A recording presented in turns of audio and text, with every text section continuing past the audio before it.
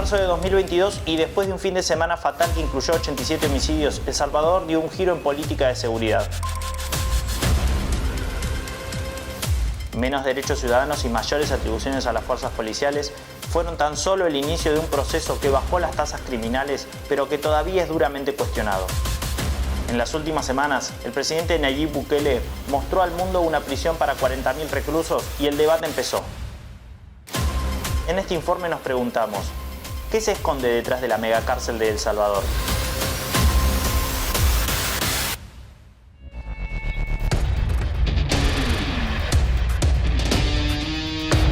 El Salvador vive tiempos violentos desde hace más de 4 décadas.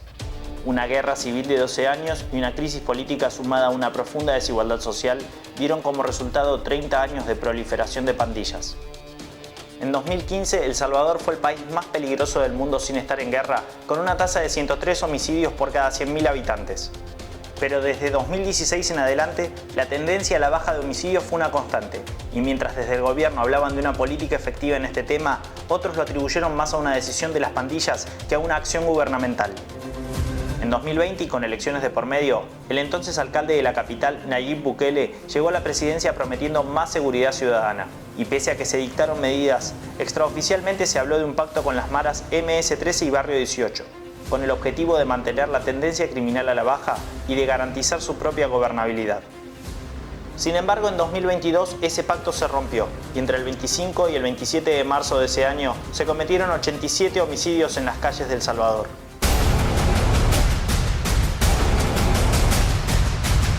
Como respuesta, Bukele dictaminó un régimen de excepción en todo el territorio.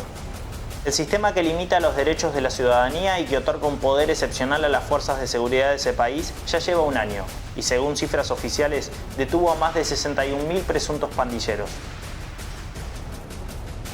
Así, y en el marco de ese régimen que según el gobierno intenta llevar la tasa de delitos a cero y que los opositores denuncian como una afrenta a los derechos humanos, fue como nació la controvertida idea del Centro del Confinamiento del Terrorismo, la famosa megacárcel.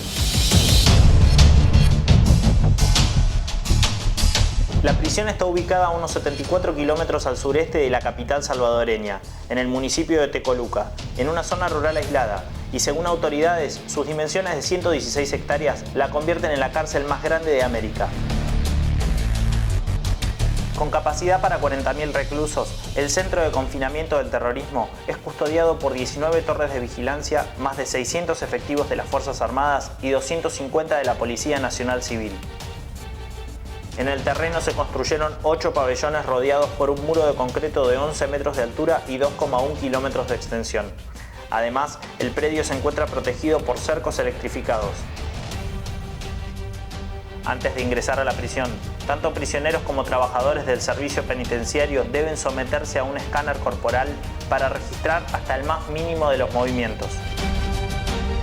Los presos solo cuentan con 2 comidas diarias y, según Bukele, no tendrán contacto con el exterior. Para las audiencias con los tribunales, saldrán de sus celdas e irán a un salón especial, donde mantendrán videollamadas. El pasado 24 de febrero llegaron a la prisión los primeros 2.000 pandilleros. El evento fue transmitido en vivo para todo el país y compartido para el resto de la prensa internacional.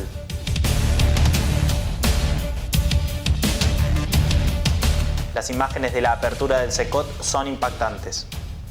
Miles de pandilleros con sus cabezas rapadas y torsos tatuados y desnudos son custodiados y trasladados mediante un fuerte operativo de seguridad a la megacárcel. Ese mismo día, en Twitter, Bukele afirmaba que los presos vivirían en esa nueva prisión por décadas, mezclados y sin poderle hacer más daño a la gente. Sin embargo, el régimen de excepción salvadoreño y la megacárcel cuentan con varios aspectos polémicos. Mientras muchos afirman que la política de shock de Bukele dio resultado y que los números lo respaldan, otros son los que mencionan las reiteradas violaciones a los derechos humanos. Desde detenciones arbitrarias hasta acusaciones sobre tortura por parte de la autoridad policial, organizaciones como Amnistía Internacional denunciaron a El Salvador por sus prácticas. A mediados de noviembre de 2022, familiares de víctimas y de personas detenidas injustamente se manifestaron en las calles y acusaron al gobierno por degradación a la salud, muerte y lesiones graves. Hasta el presidente de Colombia, Gustavo Petro, mantuvo un cruce vía redes sociales en el que cuestionaba la efectividad del método Bukele.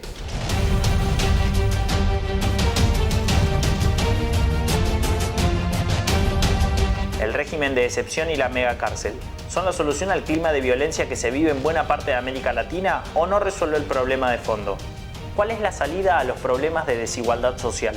¿Es peligroso el ejemplo de Bukele para América Latina? ¿Podría replicarse en otros países?